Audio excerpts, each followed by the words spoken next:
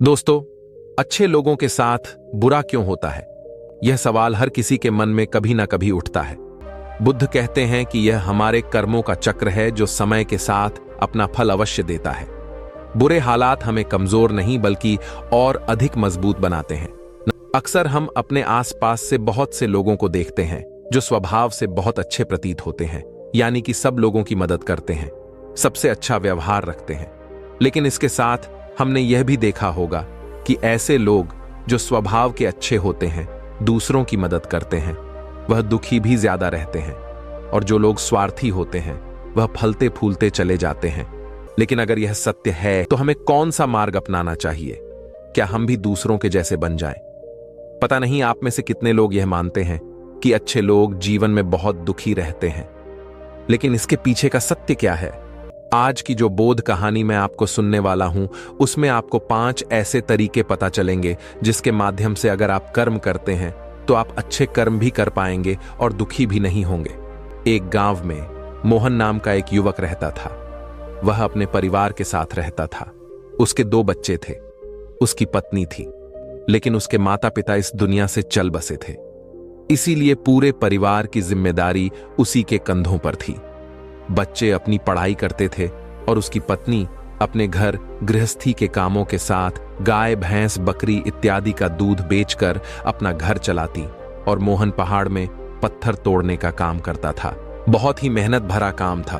पूरे दिन काम करता तो रात को थककर घर पर वापस लौटता। लेकिन इतनी मेहनत करने के बाद भी अगर मोहन को गांव का कोई भी आदमी मदद के लिए बुलाता तो मोहन कभी भी मना नहीं करता था। उसके जीवन का एक ही सिद्धांत था कि अगर मैं दूसरों की मदद करूंगा, परमात्मा मेरे साथ कुछ बुरा नहीं होने देंगे।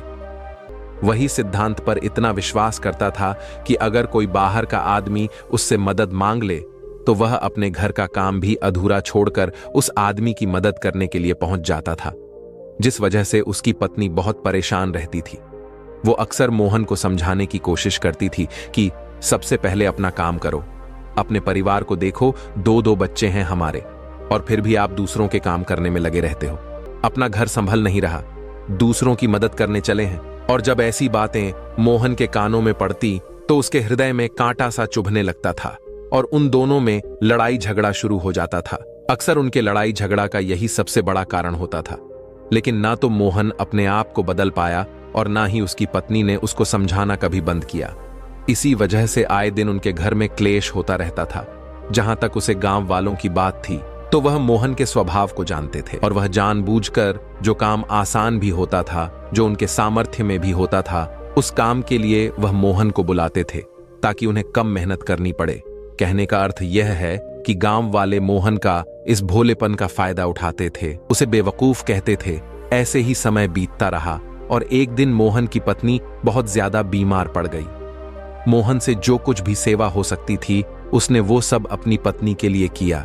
उसने गांव के वैद्य को बुलाकर अपनी पत्नी की जांच करवाई, लेकिन यह रोग उसे वैद्य की पकड़ के बाहर था। इसीलिए उसे वेद ने कहा कि तुम अपनी पत्नी को नगर में जाकर किसी बड़े वेद को दिखाओ तो तुम्हारी पत्नी की जान बच सकती है। उसने यह नहीं सोचा था कि उसकी पत्नी के प्राण संकट में है। वह सोच रहा था कि कोई साधारण सा रोग होगा जिसका इलाज हो जाएगा। लेकिन जब उसने वेद जी की यह बात सुनी तो वो घबरा गया। अब पत्नी को नगर तक कैसे लेकर जाए, क्योंकि उसके पास इतना धन नहीं था कि वो अपनी पत्नी के लिए एक घोड़ा गाड़ी करके उसमें अपनी पत्नी को लिटाकर नगर में ले जा सके। उसकी पत्नी की हालत बिल्कुल चलने की भी नहीं थी, इसीलिए उसे नगर पहुंचने के लिए किसी घोड़ा गाड़ी की जरूरत थी। संयोग से उसके पड़ोसी रामू के पास एक घोड़ा गाड़ी थी। वो अक्सर व्यापार के लिए अपनी घोड़ा गाड़ी नगर में लेकर जाया करता था। इसीलिए मोहन के मन में विचार आया कि मैं रामू की घोड़ा गाड़ी ले सकता हूं। मैं रामू की इतनी मदद करता हूं, कभी उसके काम को नहीं टालता, तो वो तो मेरे काम को कभी मना ही नहीं कर सकता। और यही सोचकर वह घोड़ा गाड़ी लेने के लिए रामू के पास पहुंच जाता है। लेकिन रामू बहुत ही चालाक इंसान था। वह बिना किराए के अपनी घोड़ा गाड़ी अपने सेज संबंधियों के लिए भी नहीं ले जाता था, तो मोहन की तो दूर की बात रही। जब मोहन ने उससे घोड़ा गाड़ी के बारे में पूछा तो उसने ये कहकर उसका यह काम टाल दिया कि मेरे घोड़े बहुत ज्यादा बीमार है, अगर तुम कुछ धन की व्यवस्था कर सकते हो तो मैं अपने एक मित्र की घोड़ा गाड़ी तुम्हारे लिए मंगवा सकता हूं। यह सुनकर मोहन परेशान और चिंतित हो गया, क्योंकि उसके पास धन तो था ही नहीं। इसका मतलब उसकी पत्नी बड़े नगर में वेद के पास इलाज के लिए पहुंची नहीं पाएगी। उसने देखा कि रामू के घोड़े, जो रामू के अनुसार बीमार थे और कुछ खा भी नहीं रहे थे, वही घोड़े गांव का ही एक युवक उसकी बाढ़ से खोलकर बाहर ला रहा था और गाड़ी में उसको जोत रहा था। यह देखकर पहले तो मोहन को कुछ समझ में नहीं आया। उसके बाद जब मोहन ने उस युवक से पूछा तो उसने बताया कि रामू ने यह घोड़ा गाड़ी उसे किराए पर दी है। यह सुनकर मोहन का दिल टूट गया। उसने कभी सपने में भी नहीं सोचा था कि उसका सबसे अच्छा मित्र रामू उसके साथ ऐसा कर सकता है। हालांकि यह समय इस बात पर दुखी होने का वक्त नहीं था। इसीलिए मोहन वहां से जल्दी से लौट जाता है और गांव के एक सेठ के पास जाकर कुछ धन उधार लेकर रामू को दे देता है। रामू अपने मित्र की घोड़ा गाड़ी मंगवा देता है, जिसके बाद वो अपनी पत्नी को वैद्य के पास दूसरे नगर में ले जाता है। जब उसकी पत्नी का इलाज चल रहा था तो मोहन यही सोच रहा था कि एक वो दिन था जब रामू की बेटी बीमार हो गई थी और रामू यहां पर नहीं था, तो मैं पूरी रात वेद जी के पास उसके लिए बैठा रहा था, उसकी देखरेख की थी, उसकी सेवा की थी। इतने दिनों तक रामू नहीं आया था, तब मैं ही उसके परिवार की देखरेख किया करता था। है ईश्वर, यह कैसा दुर्भाग्य है जिसके लिए मैंने इतना कुछ किया। उसने एक घोड़ा गाड़ी देने से मुझे मना कर दिया। कुछ देर बाद वेद बाहर आकर मोहन को एक बहुत बुरी खबर देता है। वो मोहन को बताता है कि उसकी पत्नी को कर्क रोग हो चुका है और इसका कोई भी इलाज नहीं है। उसके पास कुछ समय ही शेष बचा है और उसे कोई रास्ता नजर नहीं आ रहा था। वैद्य जी ने तो साफ साफ कह दिया था कि उसकी पत्नी के पास अब ज्यादा समय शेष नहीं है। मोहन बहुत दुखी था, उसे कुछ समझ नहीं आता, तो वह अपनी पत्नी को वापस घर ले आया। कुछ समय के बाद ही उसकी पत्नी चल बसी और यह सदमा मोहन से बर्दाश्त ना हुआ। अब दोनों बच्चों की जिम्मेदारी उसके कंधों पर आ गई थी। लेकिन यहां पर मोहन के सारे सिद्धांत टूट चुके थे, उसके सारे भ्रम खत्म हो चुके थे। अब उसके दिमाग में एक ही बात थी कि अच्छा कर्म करने से परमात्मा साथ नहीं देता, बल्कि बुरे लोग फलते फूलते हैं। और इस बात का मैं सबसे बड़ा गवाह हूं। यह विचार अक्सर उसके दिमाग में चलते रहते थे और इसी वजह से उसका मन धीरे धीरे संन्यास्त हो गया, देश दुनिया से दूर हो गया। और एक दिन ऐसा भी आया जब वह अपने बच्चों को अपने रिश्तेदारों के पास छोड़कर इस देश दुनिया को त्याग कर एक सन्यासी बनने के लिए घर से निकल पड़ा। उसने गांव में किसी को कुछ नहीं बताया। किसी को नहीं पता था कि मोहन अचानक कहां गायब हो गया। सन्यास की दीक्षा लेने के लिए वो एक बौद्ध भिक्षुक के पास पहुंचता है। बौद्ध भिक्षुक उस समय ध्यान में बैठे हुए थे। ध्यान से बाहर आने के बाद वो बड़े ध्यान से मोहन के चेहरे को देखते हैं और उससे सन्यासी बनने का कारण पूछते हैं।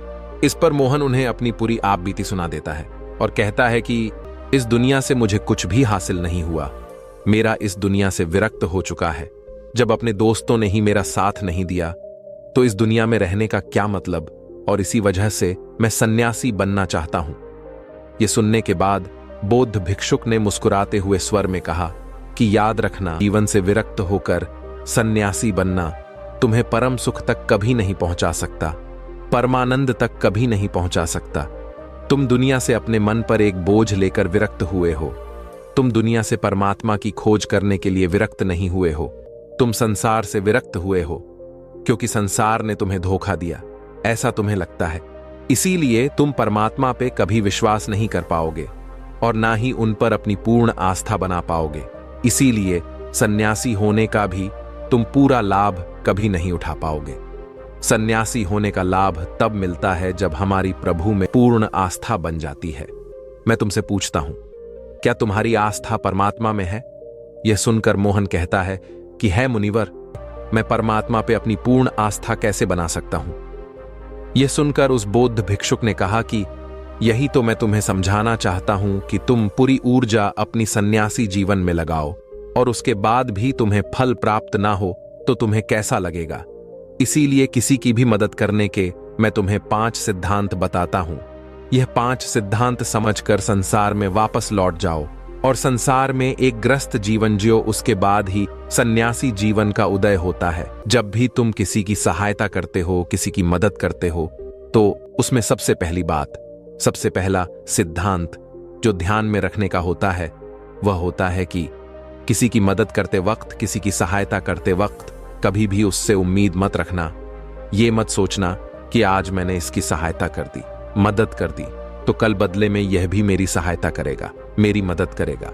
अगर तुम ऐसा सोचोगे तो तुम्हें जीवन में दुखों का सामना करना ही पड़ेगा, क्योंकि एक नहीं तो दूसरा, या दूसरा नहीं तो तीसरा, कोई ना कोई तुम्हारी उम्मीद जरूर तोड़ेगा। हम यह सोचकर मदद करते हैं कि इसकी मदद कर देता हूं तो कल ये मेरी भी मदद करेगा, और यही लालच हमें उन लोगों की मदद करने पर विवश करता है जो किसी रूप में धनवान होते हैं, क्योंकि हमें लगता है कि कल ये आदमी धन के द्वारा मेरी मदद कर सकता है। और इसीलिए जिस इंसान को वास्तविकता में मदद की आवश्यकता है, हो सकता है वो गरीब हो, लेकिन हमारा मन अपने लालच के वशीभूत होकर उसकी मदद कभी नहीं करेगा। इसीलिए किसी की मदद और किसी की सहायता करने की अपने विचार को विस्तार दो। केवल एक प्रकार के वर्ग के लिए अपनी सहायता या अपनी मदद पेश मत करना, उस सब के लिए समान होनी चाहिए। दूसरी बात जो ख्याल में रखने की है वो ये कि सहायता करते वक्त हमारा लालच कभी भी उसके साथ नहीं जोड़ना चाहिए। अक्सर हम जब किसी की मदद करते हैं तो हमारा लालच और हमारा स्वार्थ ही उसके साथ जुड़ा होता है, और हम अपनी भविष्य की योजना तैयार करके उस आदमी की मदद करते हैं। हम यह सोचते हैं कि अगर मैं इसका यह काम करूंगा तो भविष्य में ये आदमी मेरा वो काम पूरा कर देगा। तीसरी बात जो ख्याल रखने की है वो ये कि अपने सामर्थ्य के हिसाब से दूसरे की मदद करो। कभी भी एक आदमी को किसी की इतनी सहायता नहीं करनी चाहिए जिससे कि उसका परिवार और उसके बच्चे कष्ट में जीवन बिताए। सबसे पहला फर्ज हमारा होता है अपने परिवार को सुखी रखना, उनकी जरूरतें पूरी करना, और उसके बाद दूसरों की मदद करना आता है। अगली बात जो ख्याल में रखने की होती है वो ये कि अपना कर्म, अपनी जिम्मेदारियां पहले निभानी होती हैं। हम अपना कर्म, अपना काम छोड़कर पहले दूसरों की मदद करने के लिए चले जाते हैं, और जब दूसरा बदले में हमारी मदद नहीं करता तो हमारा दिल दुखी हो जाता है। हम सोचते हैं कि मैंने तो अपना काम छोड़कर उस आदमी की मदद की थी और वह आदमी मेरी मदद ही नहीं कर रहा है। इसीलिए अपना कर्म सर्वोपरि, क्योंकि वही काम करने के लिए इस दुनिया में हमारा जन्म हुआ है। और सबसे आखिर में जो बात समझने की है वो ये कि परमात्मा की मर्जी से ही सब कुछ होता है। हमारा कर्तव्य है अपने कर्म को करते जाना। इसीलिए जो कुछ भी होता है सब ऊपर वाले पे छोड़ दो। अगर तुम्हें कोई धोखा भी देता है तो ये समझ के चलो कि वह सब ऊपर वाले की करनी होती है।